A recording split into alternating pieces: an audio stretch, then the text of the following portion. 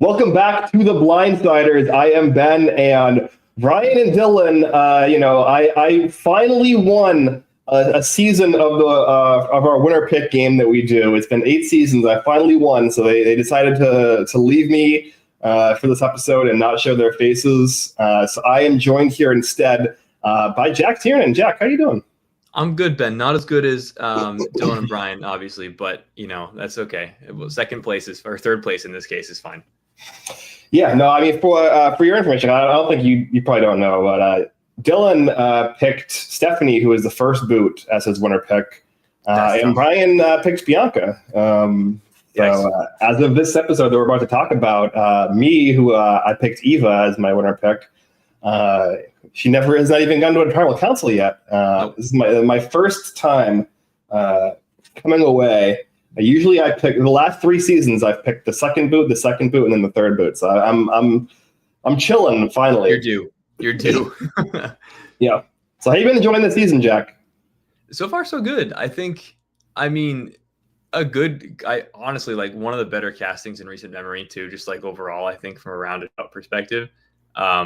But yeah, I mean, there's been a lot so far, which I think is like from a strategy perspective, from a interesting tribals perspective. I think it's been so far fairly complete. It's something that's never happened in Survivor history before. So, as Jeff alluded to, of course. But yeah, no, I think it's been good. I've enjoyed it so far. It's really been a lot easier to get back into it. Yeah, we have multiple firsts this episode. We have Jeff breaking down, almost crying basically at a challenge, and then over an emotional moment with Eva and Joe. And then also we had our first ever 2-1-1 vote in U.S. Survivor history. Crazy.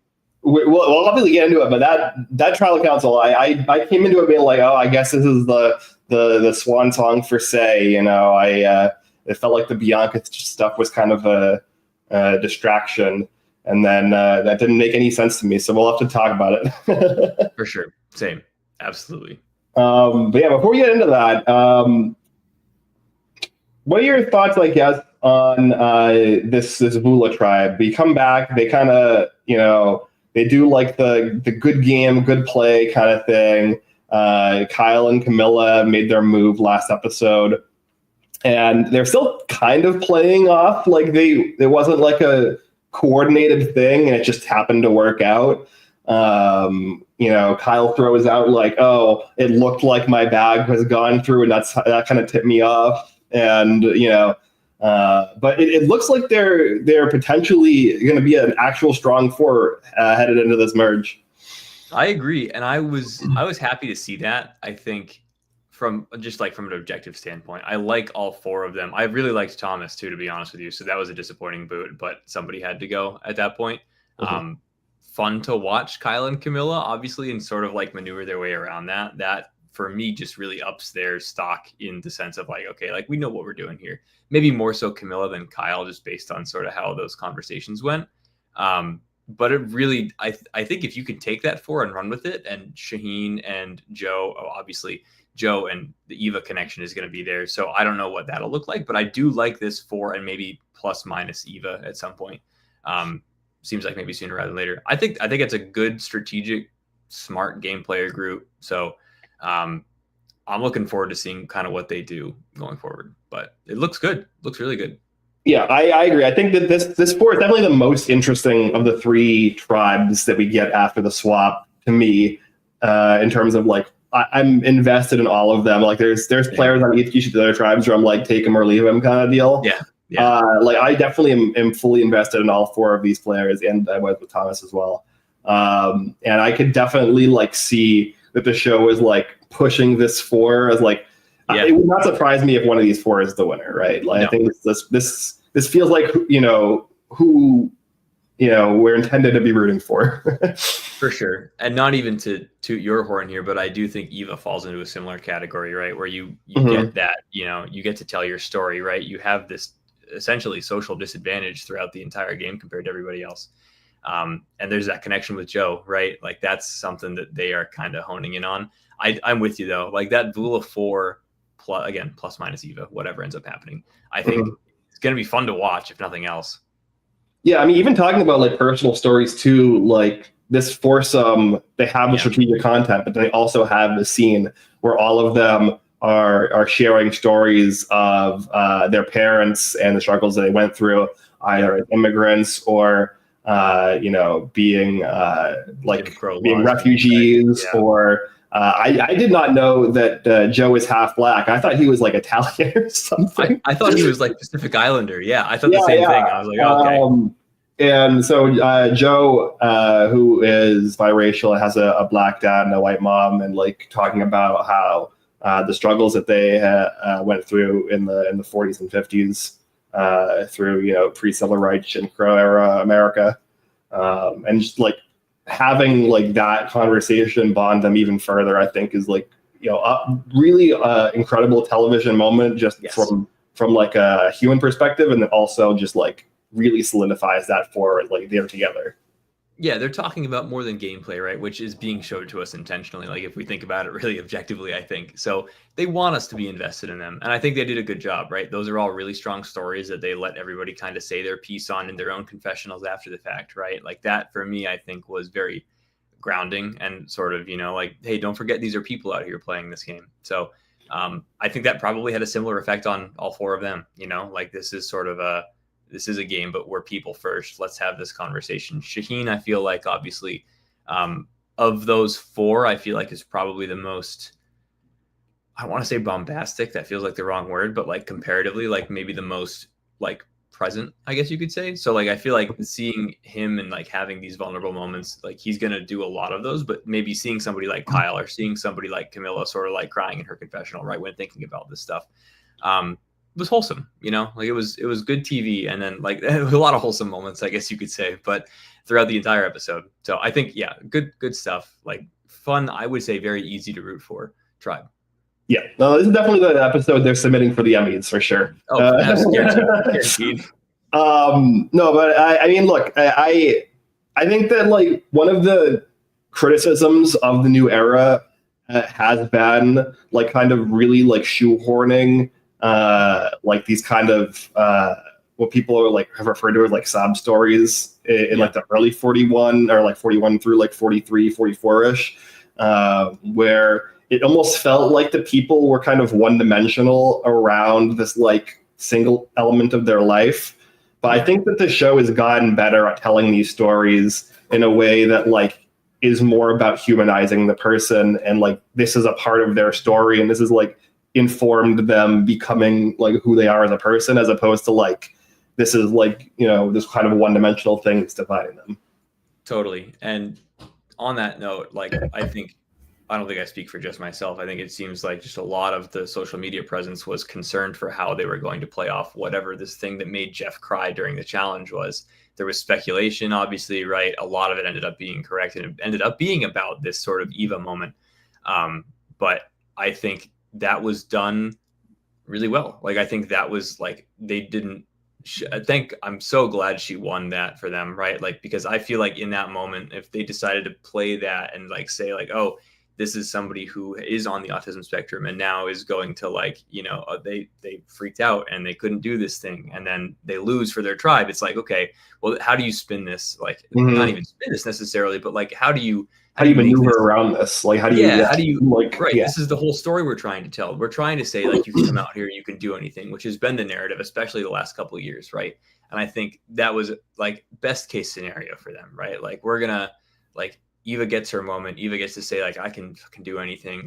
And even I think the cleanest part of this is her former probably number one enemy in Stars. Like, you're my boss girl. Like, that's it. You do whatever you want. You've inspired so many parents, blah, blah, blah. Like, that is the moment of like realization where it's like, you can kind of do anything. And I think that just like came together so well with the narrative of that Vula tribe too. So all I have to say, like, just wholesome episode.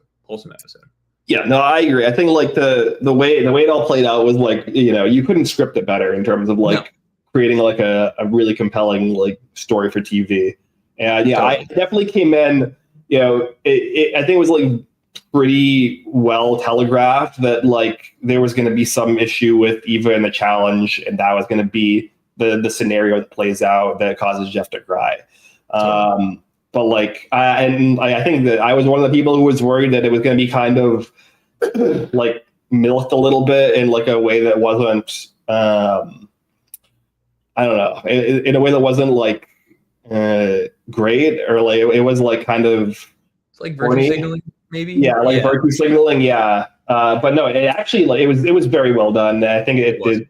You know, I think that giving the players the space to tell their story, and like Jeff taking as much of a backseat as possible, because you know he wasn't involved in that moment. But I think he was like involved like just enough to like kind of like move the story forward without really getting in the way. I think he has in the past had a tendency to kind of get in the way of those moments and like kind of center himself as opposed to center the players. Which I think I was concerned about too. I had the same thought where it's like, this is the first time this has happened, and we're like, what, like Jeff crying? Like that's it? Like it's sort of like, and maybe that may be true. My hot take was prior to the episode, I was like, Joe, once I found out that the rule was each person is responsible for one ball, I thought Joe was going to like see Eva struggling and it would be like, Jeff, I'm going to go be responsible for their ball and like throw the challenge basically to win. I didn't think that was like, that's incredibly unlikely, but you know, when you get the narrative of first time in Survivor history, I was like, I wonder, like, is he able to do that? One, and two, would Jeff allow that? Right. And is that even something that's going to happen? But it seemed like, if I do think against Jeff here, I think there was a level of like the first time this has ever happened, and it's like Jeff crying. And I'm like, okay, well, I think that was like the first time this ever happened is also like Jeff allowing, you know, the players to kind of like after the challenge, like, and not keep them separate. I mean, like, I don't know, it's kind of like whatever. It's murky. Right. I agree. Like it would have been a bigger deal if it happened when the challenge was still going on. I think like it after the challenge, like the challenge playing out completely normally. Otherwise, like from a mechanical and technical perspective, obviously, and then afterwards, like allowing Joe to console her. I think that's like perfectly. You know, that's not that crazy. No, that's kosher at the end of the day. Right? I was expecting something like crazy, right? Yes. Not the case, thankfully. Yeah. No, I agree. I think it played out really well. And sure. I don't think that like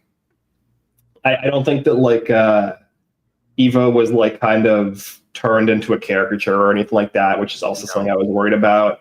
And like I do hope that she starts to get more of a story, like beyond her being autistic, because I think that's like kind of the next stage. Like, agreed. You know, up until this point, it's kind of just been like this lingering cloud over her because she's not told anyone except for Joe. And now that she has this moment, the challenge, where she struggles and then she overcomes the struggle, and then she reveals to everybody that she's autistic, and then she gets like a positive reinforcement from her tribe and from the cast as a whole. Like I think hopefully that is like an ability for her to take like a step like into the next stage of the game without that hanging over her as much. Yeah, it becomes less of a storyline and more of just a fact, I guess, right? Like it becomes it's obviously obviously she's gonna still, have struggles from it, but like, I hope it doesn't like linger as much in terms of her being worried about it. That's a great point. Yeah, I think that's maybe it will allow her to sort of play a little more freely, because it clearly was something she was concerned about this whole time. And like, I'm only going to tell Joe, right? Like that's the only person I'm telling. And now she's kind of got these people rallying around her, right? Again, from somebody who didn't want to talk to her before in Star, right? Like now Star has given her an idol, It's like that is really 360'd. And Eva said it during her confessional there, but like, you're right. And I think that it has opened the door for her in a lot of ways. I think it'll be really interesting to see what happens, where I know she's mentioned, and obviously there was this tribe swap. Like, how is she going to do when the merge comes? Right now, this is everybody. It's an every man for themselves type of game, So, and Jeff maybe even alluded to it when he said that either she or Joe will have to backstab or blindside each other, So it's like, that is the next step, and her being able to navigate that even just a little bit, I think is a win for everybody watching that show that is on the spectrum or know somebody who is. Yeah, I guess let's talk about Star then, because I think this is like a really interesting kind of follow-up, like addendum to that scene as we get back to I think it's the Siva camp. Yeah. If I'm correct. I think you're right. I struggle with the tribe names, especially after a swap. It gets messy. I know Vula because they lost every time. They kept saying Vula over and over again. Yeah. But we get back to this camp, and yeah, like you said, like Star kind of like you can kind of almost see it, the gears having turned in Star's head a little bit, where she's like, oh, I get it now. Like I understand like all of the like kind of idiosyncrasies and like things that she had maybe like taken a certain way with how Eva interacted with her. I do think that some of it was legitimate and that Eva did have issues with Star, but I think some of it also was probably just like, social faux and miscommunications and stuff like that. So what are your thoughts on, Star is like, hey, everybody, I have this beware advantage. I haven't been able to open this, presumably because they know that a merge is coming and they want to be able to have the idol to be potentially used as a group. What is your thoughts on Star not only asking for help to get the idol and then also afterwards giving it to Eva? Because I've seen mixed, opinions on this. I've seen people say like, this is the stupidest thing ever. Why did she do this? And I've seen people say like, this is actually kind of like, whether she intended it or not, kind of brilliant because it, everybody knew she had this, and now it's the target's on Eva instead of her. I think everybody knew she had it, but I don't know that she knew that everybody knew she had it. That's true. So that's where I get to the point of like, okay, are you just? I do think that there is a level of intentionality with this, where it's like, Star knows that Eva doesn't pick up on social cues. If I bring this out to the open and then say, here, Eva, this is for you, there's no miscommunication here, right? Like this is, we are on the same original tribe, right? We can go back. Nobody's been gone from our, no, that's not true. Bianca's gone now, but at that point, nobody had been gone. Right. Yeah. So it's like, okay, like we can get back together and we can sort of maybe do something here, or we use this current group. If you want to work with me, like this is it. This is I don't know if Star, again, we haven't really seen a lot of Star, to be honest, aside from this sort of thing in this episode, really, where she's like, hey, this is like, I get it. The gears have turned. And now I don't know if she's realized kind of like, oh, I really am on the outs, regardless of where I am. Like, I got to figure something out. And this is her show of good faith. Like, oh, hey, I gave Eva this. Now Eva's willing to work with me. And now I'm going to be able to slide in wherever Eva goes. And everybody loves Eva right now. So like, let's kind of ride that wave. I would like to think that's the case. I can't say with 100% certainty that it is, for sure. Yeah, it's going to be interesting to see how this plays out, because I definitely also can see it kind of go either way. Where I think it's not a horrible play. I think on its face, it looks like really crazy, because you can even see like Charity's face in the background being like, whoa, that's like, a little, like, you're letting me have it. And I know people did like the SpongeBob meme where it's like the, let him have it. Yeah, you can have it. But like, I think that this is not bad. I think like you did mention that, Star didn't know that entire tribe knew she had the beware advantage, because like from her perspective, the only people that know are Shaheen, Joe, and Bianca. That she doesn't know that like, Eva knows. Maybe she can surmise after the Joe and Eva thing at the challenge, like, oh, well, if they're that close, maybe Joe told Eva, and maybe I should just like, try to figure it out. Everybody knows I don't. Yeah, if they know I don't have a vote, like, what do I have? Like at this point, let's just solve it together. So at least I get my freaking vote back. Like that, if that's the mentality, sure, I get it. You're just frustrated. You want some power. Say said it best, right? Your vote's your currency. So like, yeah. I think maybe that's it. Maybe it was sort of like, oh shit, like I've dug myself a hole here. Yeah, especially if after what's happened with Justin and now Bianca, right? Like, yes. How do you vote for the almighty Cedric taking the reins here? Yeah, we'll get there. But yeah, I definitely think it's going to be potentially interesting.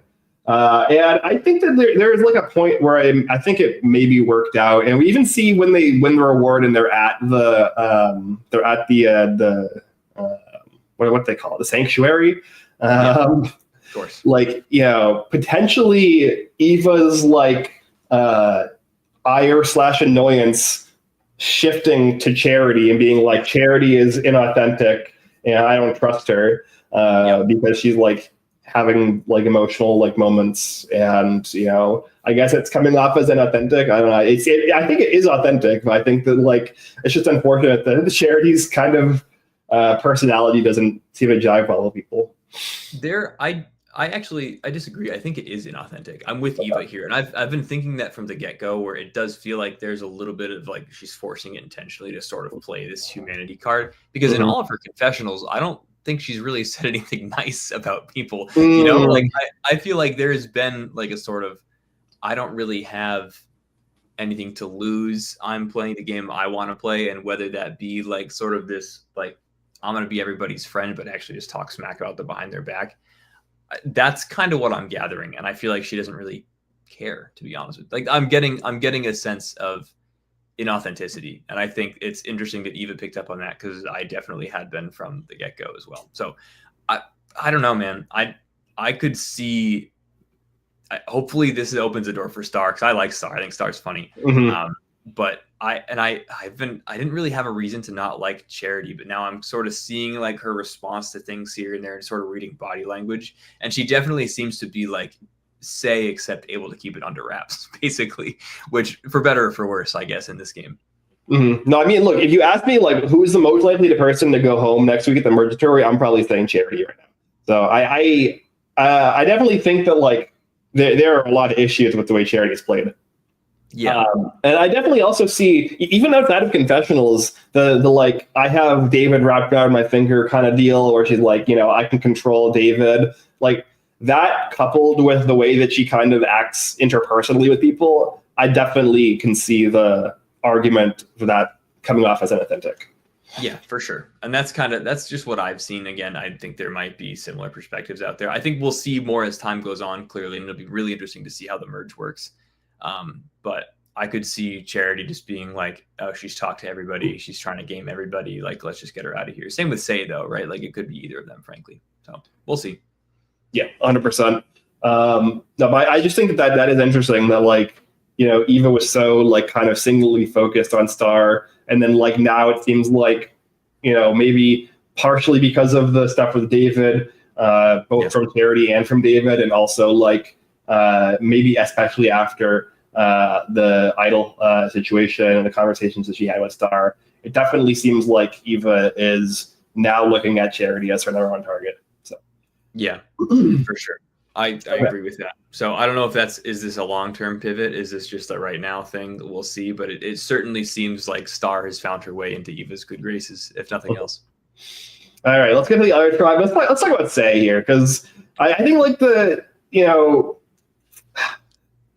we get the moment, I think, after the reward challenge where Mary is like, I'm very excited to finally win something, basically, because I've been like losing perpetually. But then also mentions like, oh, we have like some food still left over from the last reward. And like that seems to irk Say, and then Say speaks up as like, it would be nice if the winners would win with some grace or something along those lines. Yeah.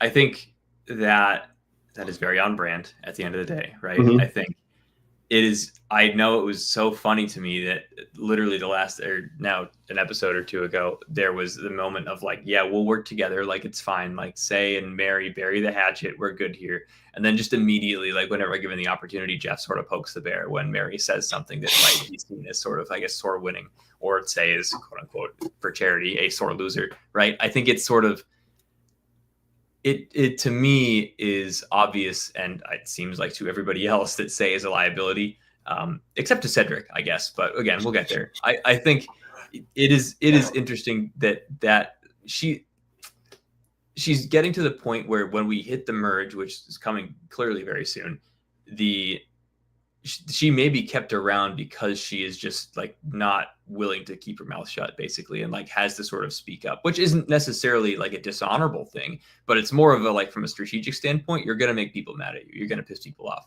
If Mary wasn't already pissed off at you for exiling her on the tribe from the get-go, on the original Bula tribe, then she is again now. Like it's still like I don't think you gain anything strategically or just like from a social agency perspective by speaking up there. So it's kind of on brand for Say. Obviously she's like not really, she's wearing her heart on her sleeve, which again, more honorable than strategic, I would say, but that I don't think is going to help her like from a game currency perspective in the long term.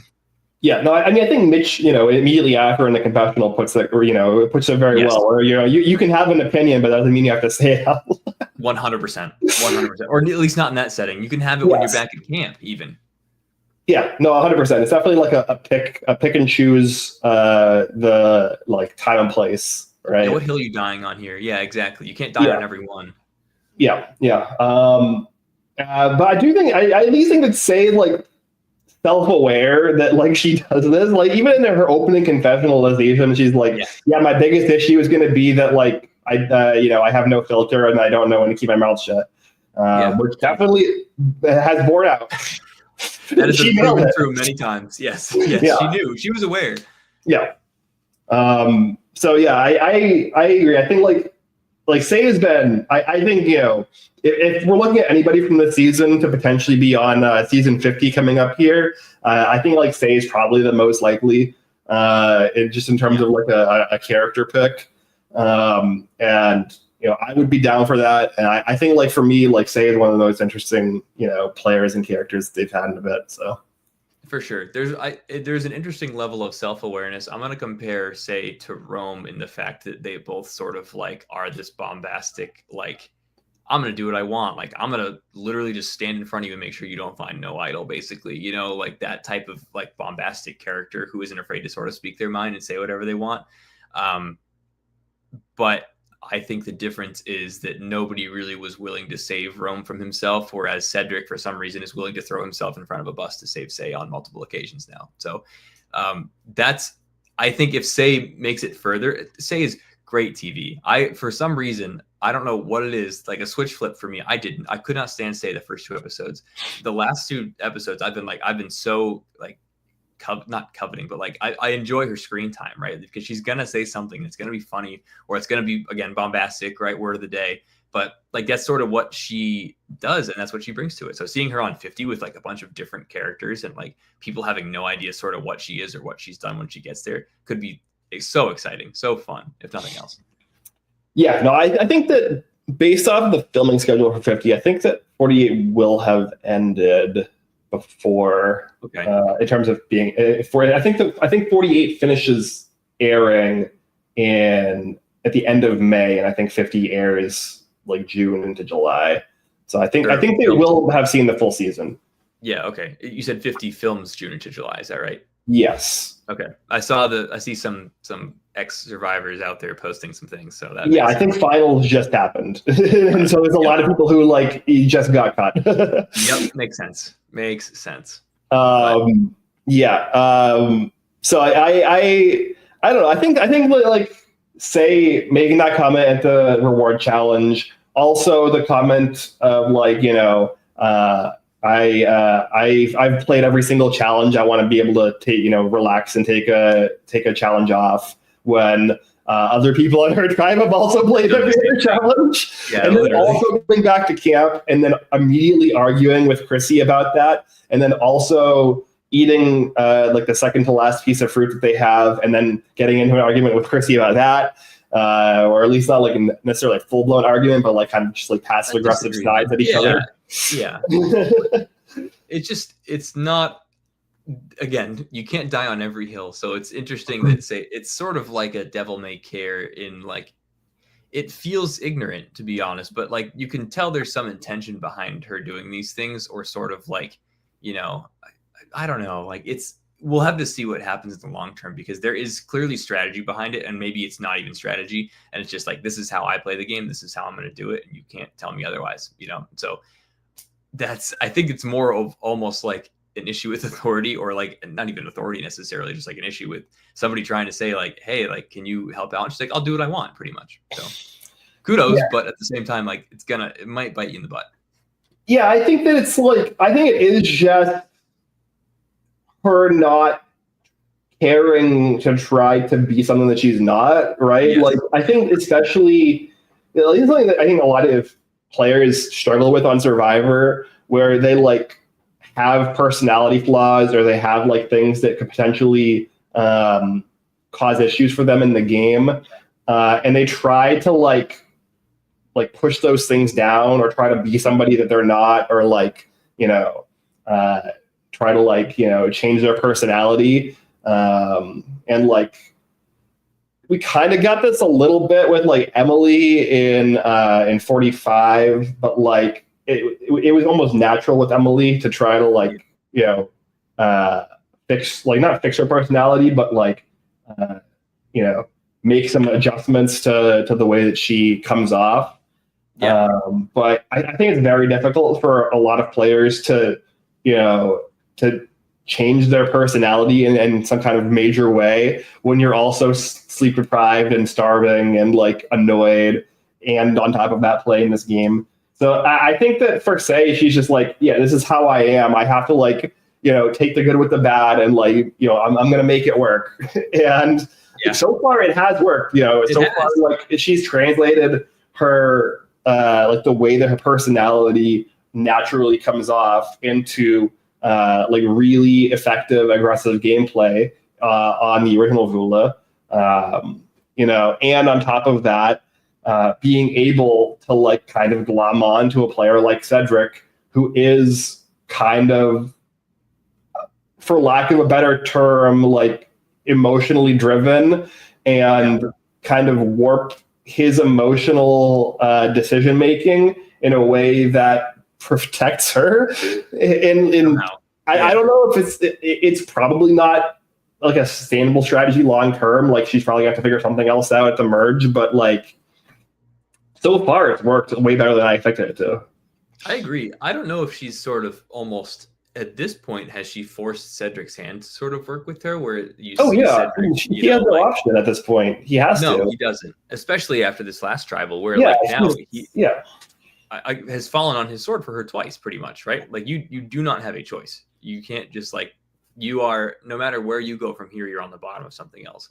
And it seems like I would not be surprised, I should say, if say the next episode, one of the first things she says in a confessional is like, oh, like Cedric's, he doesn't have a choice. Like he's with me, like she has that game awareness. On top of that, though, he still does not fully trust Cedric, nor should she, because Cedric has now again withheld information from her, and like not really like in both instances she ends up staying at the end of the tribal council, but like back to back now with him. Her name has been on the chopping block, and he's like made these like really wild plays without really telling her about them that have like, ended up with her staying, but like could have easily ended up with her going if it didn't work out, without like really even including her in a lot of these conversations. So I don't know. I think like it's very interesting. I think Cedric sees Say as like potentially like a shield or an insurance policy or something.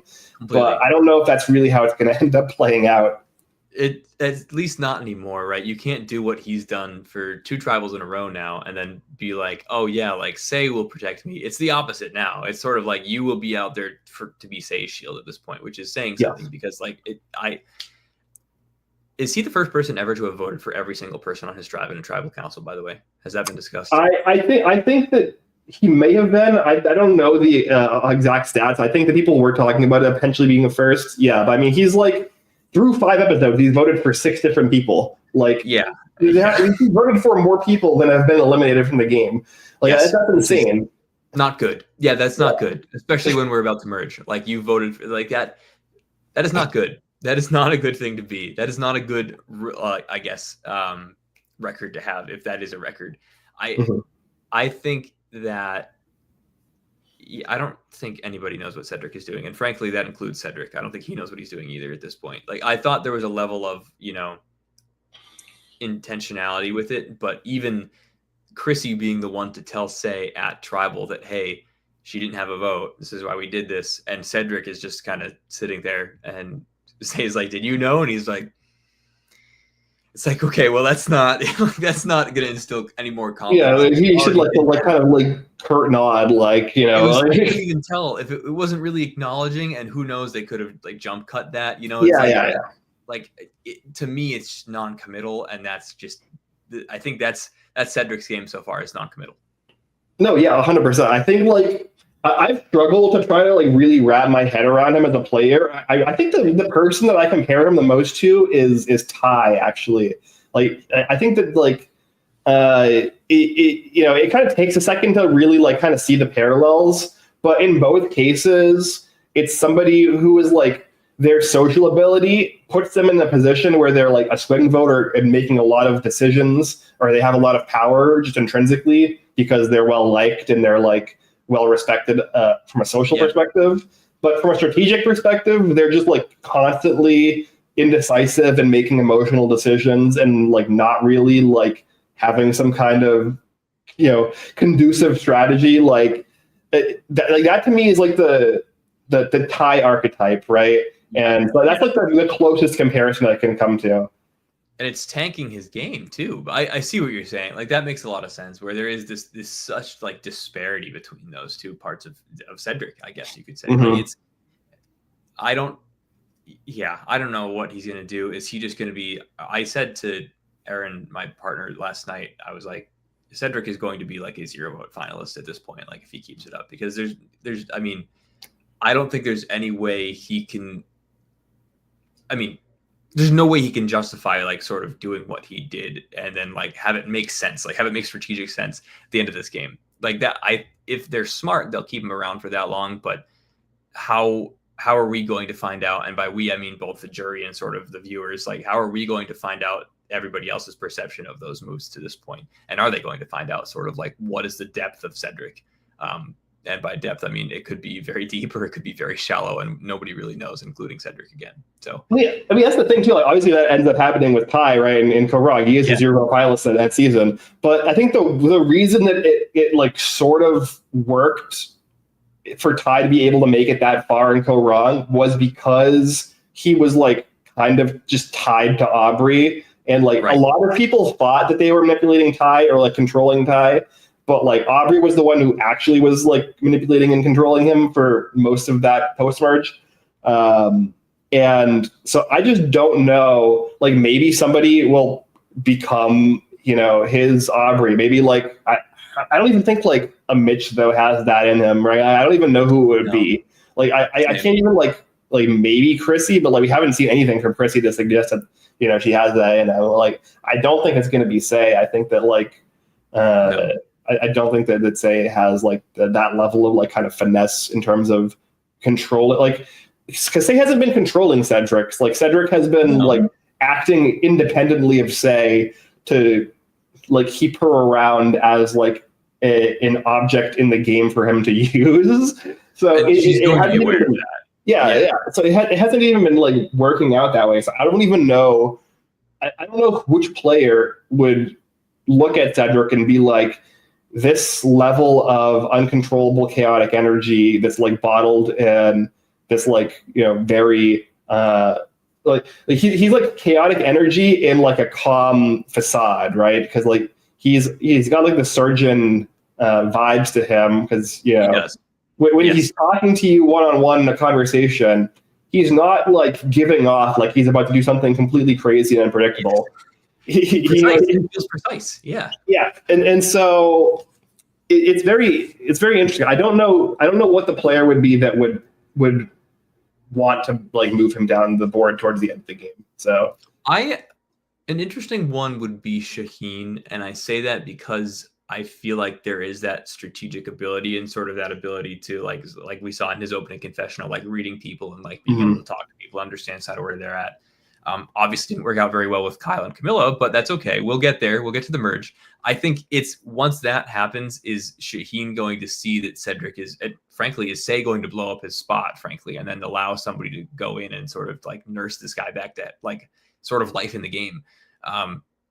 Or at least from his perspective, life in the game, right? Where he may just be sort of like brought around and strutted until the final three, where it's a Joe, Shaheen, and Cedric final three, right? I book it now, but I think it's that type of level of like, I am aware of what's happening in this game. I could maybe see Camilla doing it. I don't know. Like I would probably say Camilla or Shaheen if I had to pick two people to sort of read in on this, pick up on it, and be able to salvage this just based on what we've seen from them so far.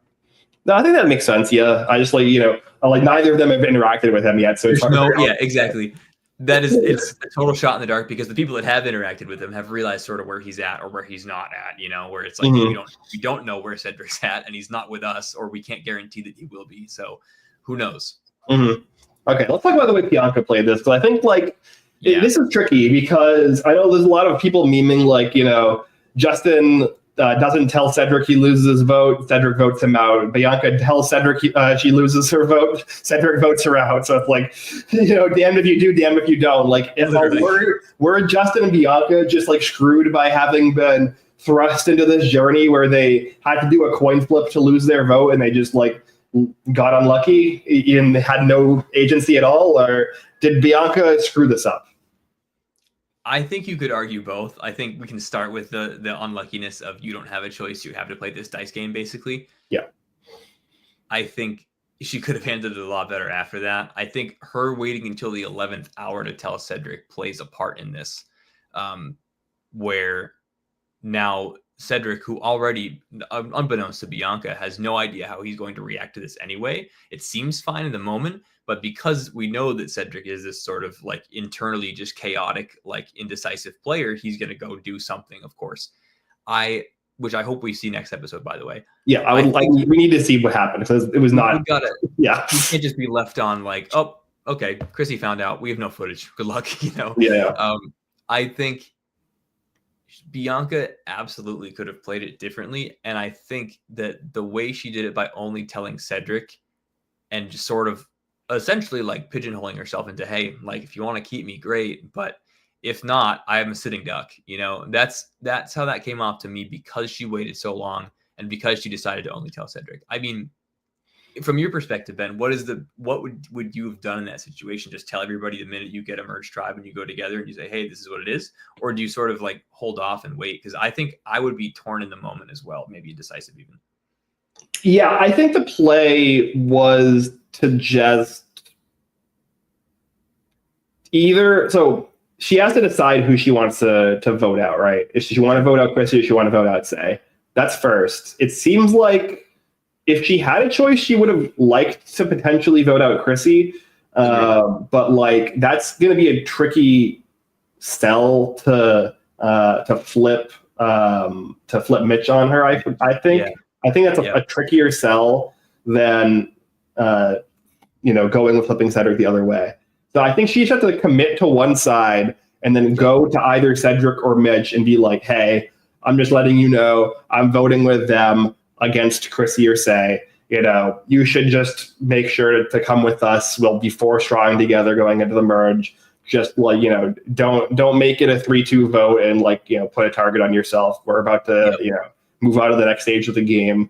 Cut your losses and go with that. And then when the votes are red, it's one for, if she does it with Cedric against Say, it's 1 for Chrissy, and then 3 come out for Say, and that 3 is enough, and Say's gone, and nobody even has to know that she lost her vote. But I think that if she tries that and it doesn't work, then I think she just has to go in and be like, okay, well, I guess it's going to be a 2-2. We'll see what happens, right? It's going to be messy. I'm going to have to do damage control afterwards, but at worst, I have a 1 in 3 chance of going home with rocks if nobody flips. And at best, somebody does flip and I'm safe. So and then I'll just, I'll try. I'll either have to do an incredible amount of damage control, or I'll just tell these people see you later and go and hook back up with Shaheen and Joe and whatever they have going on. Yeah, right. Okay. That tracks. How would you? I feel like it is tough to navigate, again, because this wasn't a choice she made. It was sort of hey, I lost my vote. You kind of got to believe me here. That's it. Yeah, I think if the merge wasn't very clearly coming up next, right, then the way she played it was okay, and just kind of unlucky that Cedric made the play that he did. But I think that there's no reason to really overcommit to your relationships on this specific tribe when the merge is about to happen anyways. I think just make the play that guarantees you safe as frequently as possible. Yeah, for sure. I think that you just sort of accept the worst case, right? You sort of accept rocks and you say, okay, like, is this, but in hindsight, I think there's no way Cedric doesn't flip just because of what we've seen so far, you know? Yeah, I mean, it's hard for her to know that, though. She doesn't know Cedric's. Like, I think she did actually know that Cedric, like maybe this also played into it. I think that she did know that Cedric voted against Justin because he found out that he lied about about having lost his vote. So that probably played into it a little bit of like, oh, he doesn't like people who lie to him, and like he finds out later that they lied. So I don't want to be on his bad side. And I don't know. I think it's a little different when like Justin was one of the names that was potentially going to be, on the table. Obviously for Justin also was very unlucky because that scenario only played out because Mary Shot in the Dark hit. Like if Mary Shot in the Dark doesn't hit, then like that lie also doesn't matter for Justin. Yep. So it was like a very, very specific like set of circumstances that worked the way it did. Yeah. So no, I agree. I think that lying about your vote is correct. And in the Justin case, it just hit the 1 in 36 chance where it was incorrect. I think most of the time it's correct to lie. Yeah, I think that tracks too, for sure. Something else I want to talk about with this too, with the move that ends up happening here, and I hope that like we get maybe like a Chrissy confessional at the start of next episode, because the Chrissy's decision here to put a second vote on Bianca and do this 2-1-1.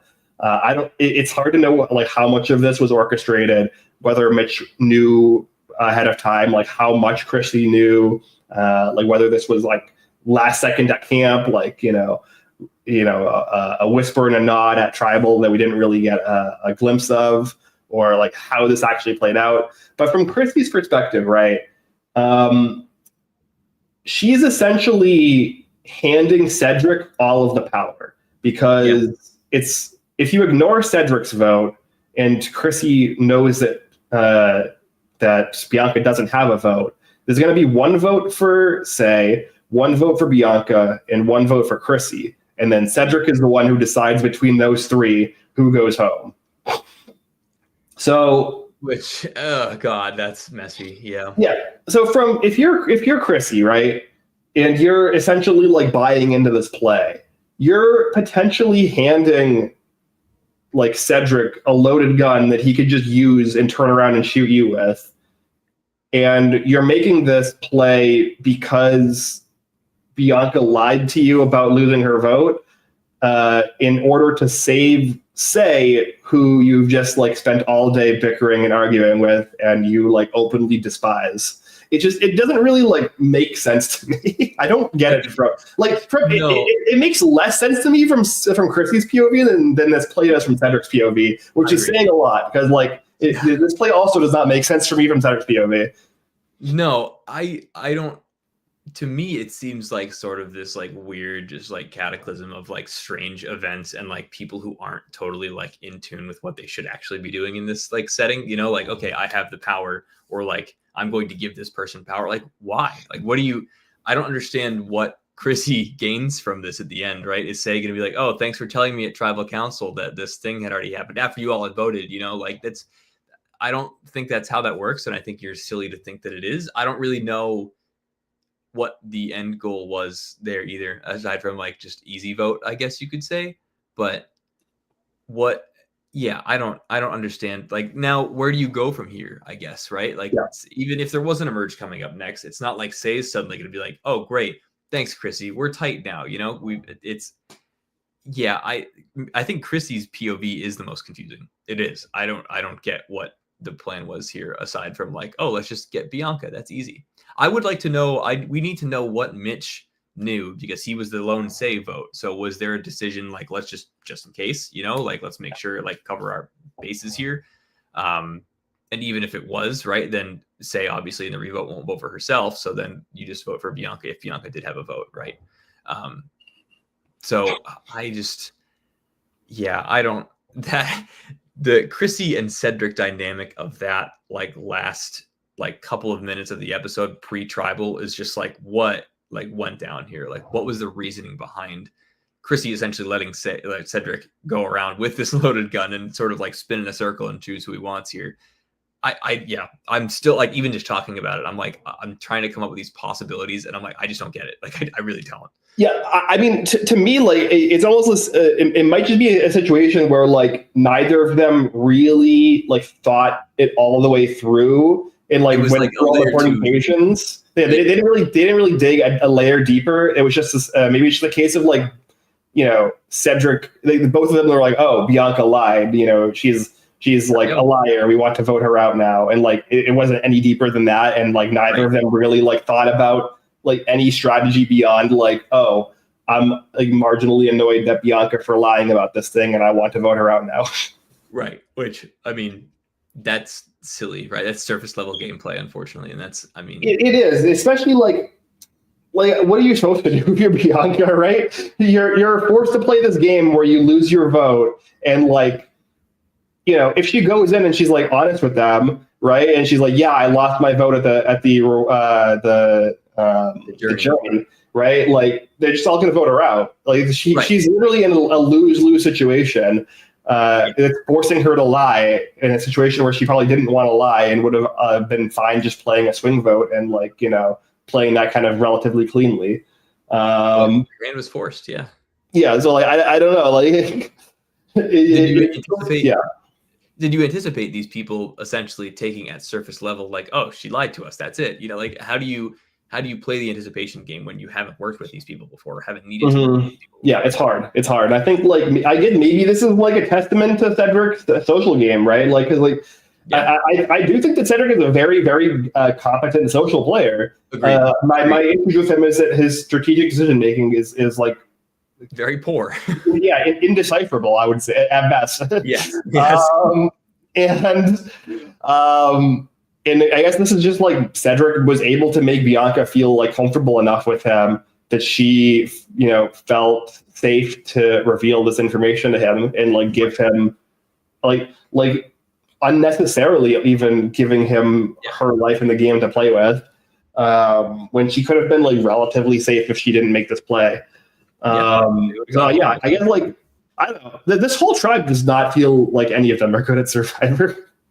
No, I agree. You could argue maybe the best is Bianca, and that's like not anymore, obviously. But Look, the way that I feel about the new Vula 4, where like I could see any of the 4 of them winning, and that feels like the story of the season. Like these remaining 4, I'm like, oh, I would be like floored if any of them won. Yeah, same. Absolutely. I would be floored if any of them made it to the finals and were not 0 vote finalists. Truly. Like that's where I'm at. Yeah. It's very perplexing. I do hope that we get some kind of flashback or explanation or confessional explaining what happened here, because like I am very rarely at this point surprised at a tribal council. Usually I can kind of read what's going to happen, and this tribal council legitimately like shocked me.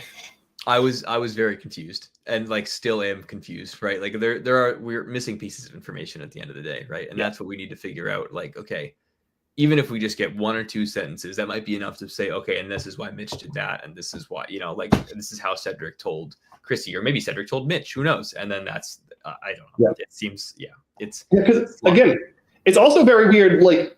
Because like we have not seen any relationship between Cedric and Chrissy, right? The relationship we've seen has been between Cedric and Mitch. So you would think that like if he was going to tell somebody something about this, it would be that he's telling Mitch and being like, "Hey, Mitch, Bianca is lying to us. She doesn't have a vote. Let's vote her out." Like that at least would make like a little bit more sense. And also like if Mitch was the one making that decision and kind of gambling with Chrissy's life, like that's a little bit, less indefensible.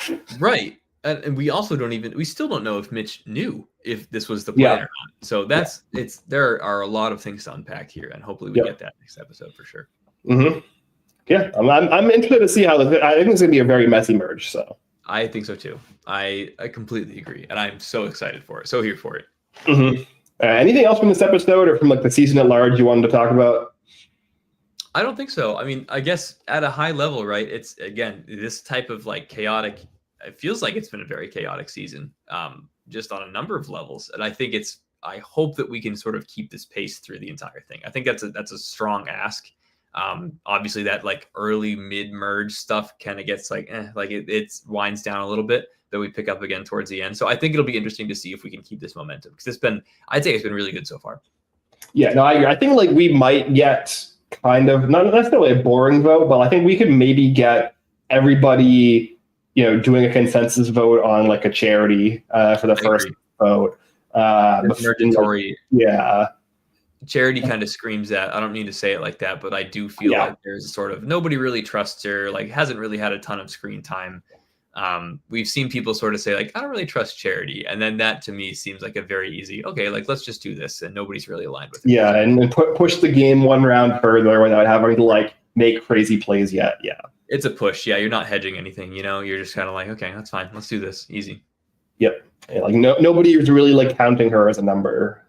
Exactly. Right. So let's just eliminate that extraneous factor. Hopefully do everybody a favor. Simplify the game, get a piece off the board. Yes. Yep. That's it. Move on. So like maybe we'll like not have like anything crazy happen for another 2 weeks, but we'll see. We'll see.